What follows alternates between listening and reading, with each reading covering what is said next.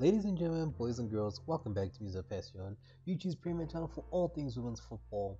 And as inevitable as Barcelona demolishing Real Madrid in the most recent El Clasico was, I have returned from my holiday break. And I hope that you all had a wonderful festive season, and if it wasn't as cheerful, then I hope you have a fruitful 2024. Now, today's video is a little stale in terms of the timeline, but the conversations that were had around it were so one-sided, and if I'm being honest, they weren't very novel or well thought out, and of course, I'm talking about the return of the European Super League. Now, at the time, I was tempted to make a video about it, but I didn't for one primary reason. I was on holiday, of course, and didn't really feel like arguing with strangers on the internet who don't provide much of an opinion outside of Super League bad. So, let's talk about the return of the Super League and why this version is actually beneficial to European football as a whole, and especially women's football. Before we dissect the Super League in its current form, I think it's really important to preface the topic by outlining why the Super League was initially, and rightfully so at the time, so hated when it first reared its head into the public domain. 18 April 2021, and the world was still in lockdown thanks to the COVID-19 pandemic. And on the eve of a UEFA Executive Committee meeting that was set to discuss the motions of revamping the famous Champions League to what is now known as the Swiss model, Real Madrid president Florentino Perez stole all the headlines by announcing the formation of the European Super League, which included the participation of some well-known clubs from England, Italy, and Spain, with Perez holding out hope for some French and German representation that ultimately never came.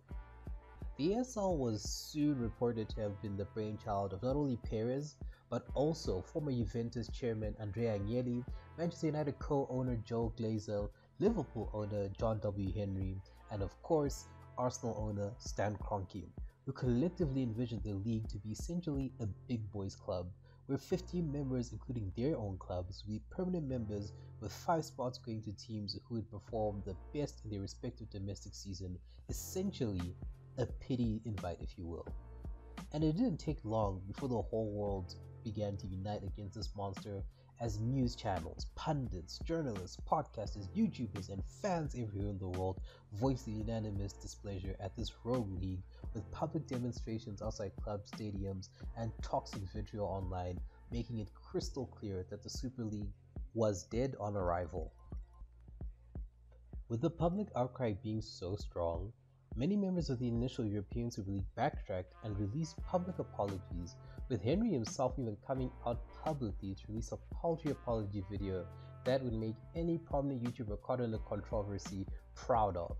But interestingly enough, and so drastic were the consequences, that Agnelli actually stepped away from football entirely, as he resigned from his positions in UEFA and the European Clubs Association, and finally Juventus, with the latter being for a wholly entirely different reason. And though he had lost his backers in the footballing world, Perez refused to fold, and he stood his ground and vowed to go back into the workshop to make some adjustments to make his idea more palatable for the world.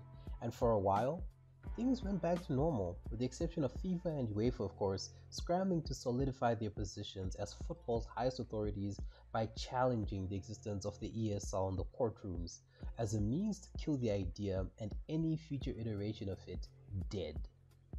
And with life going on, with obscure references being made to the ESL as a whole, or the court proceedings that were going on themselves, it seemed that FIFA and UEFA had successfully done away with Perez's grand plan. Looking at the turbulent timeline of just a few days, it was evident that the Super League and all that it stood for all boiled down to two things: greed and security. These clubs that had agreed so eagerly to the formation of this breakaway league were undoubtedly enticed by the prospect of having a new and lucrative money line to tap into, as the ESL promised to pay its founders around 200 to 300 million euros as a welcome bonus, in air quotes, and at least a share of 32.5% of commercial revenues, which, long story short, is a whole lot of money that would all but secure the superiority of these clubs in their respective leagues and ultimately result in an unbreakable monopoly.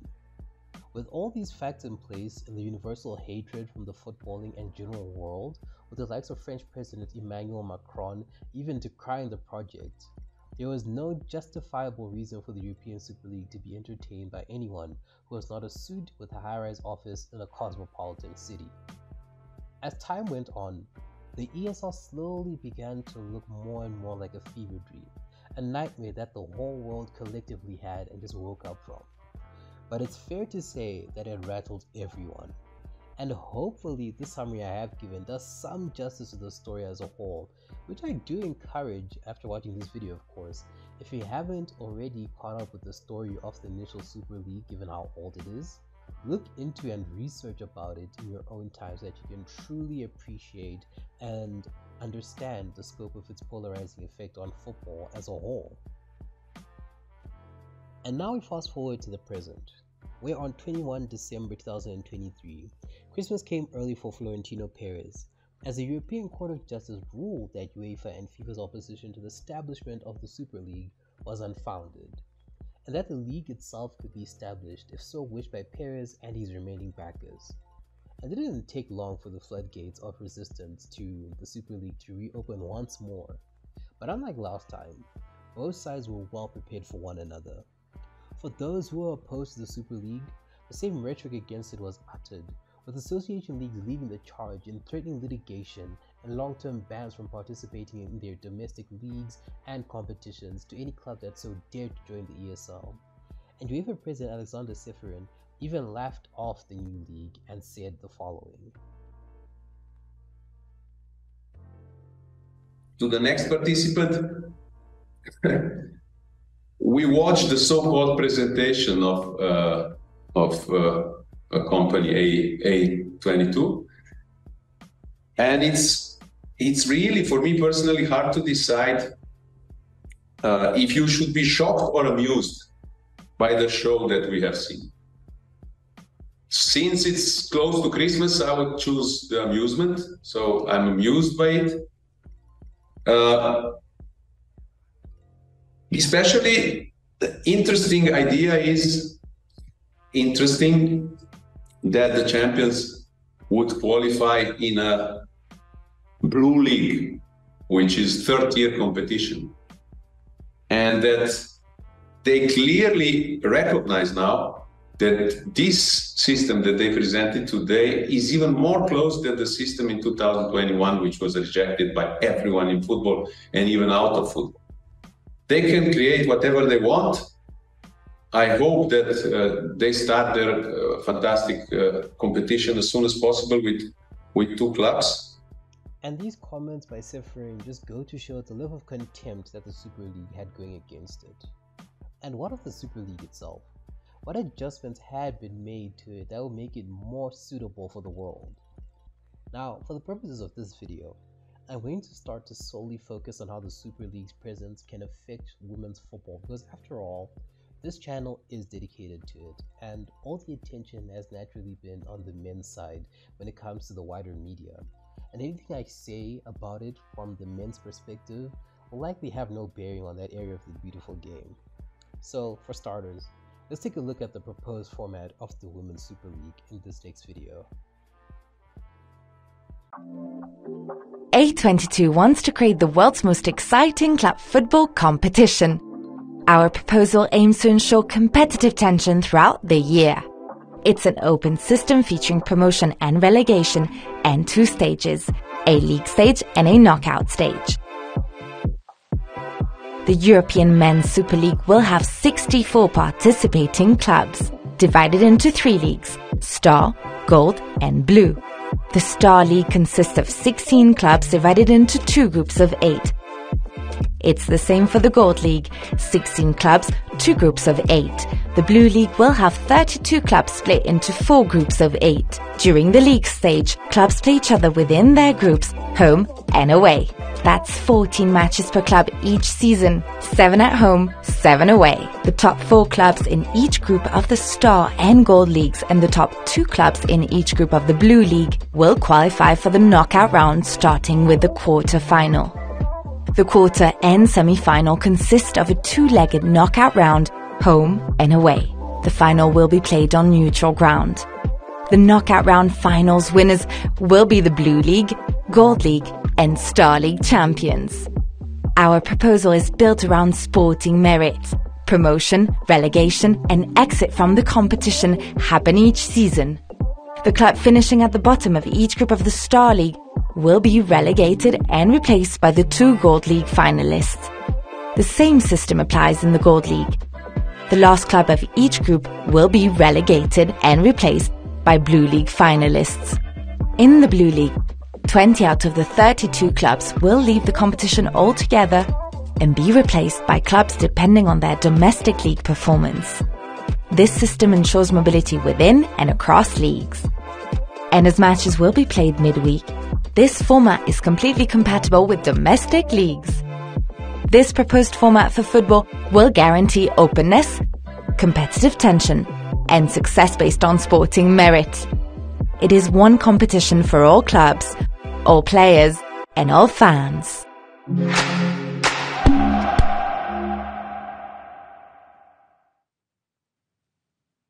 And looking at this proposed format, I personally couldn't find much wrong with it.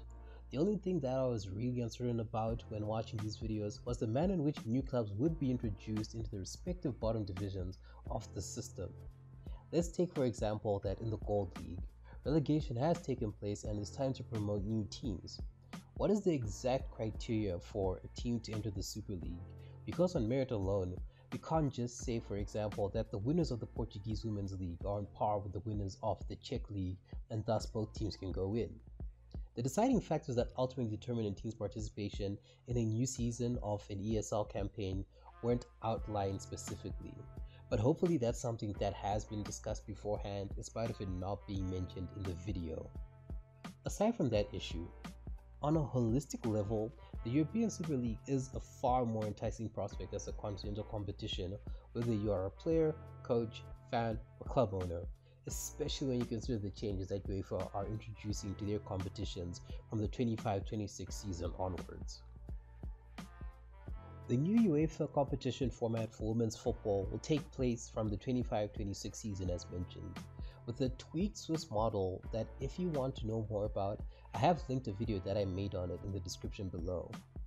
Whilst it is great to see this adoption and slight increase in representation for teams that are vying to be in the UWCL, the new format does fall short in some key areas that are vital in growing women's football.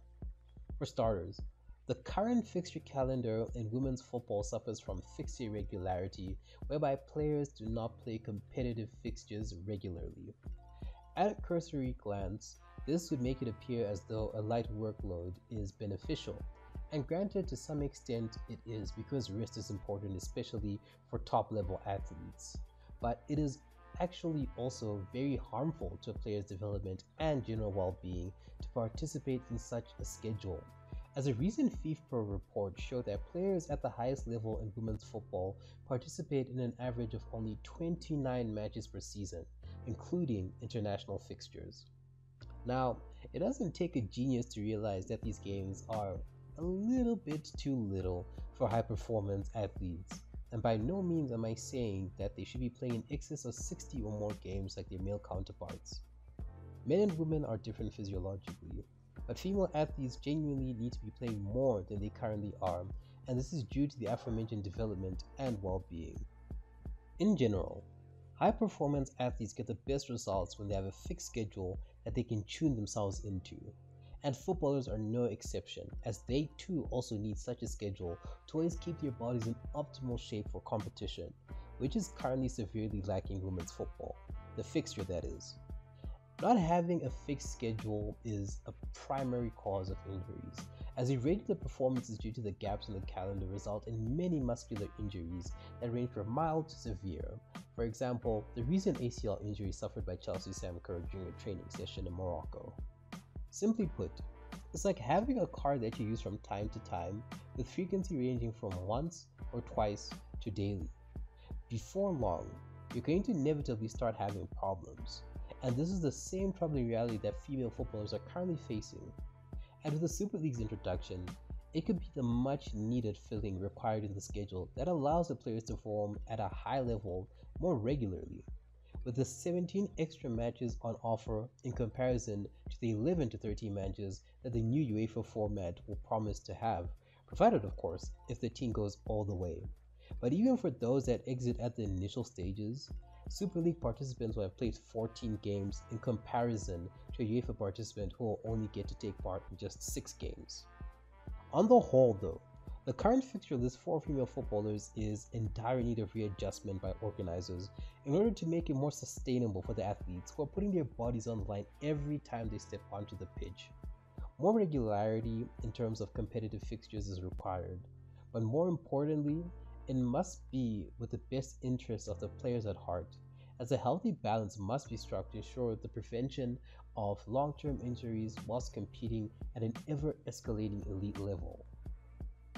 And whilst on the topic of games played, the Super League also brings about another vital element to today's game, especially for women: money.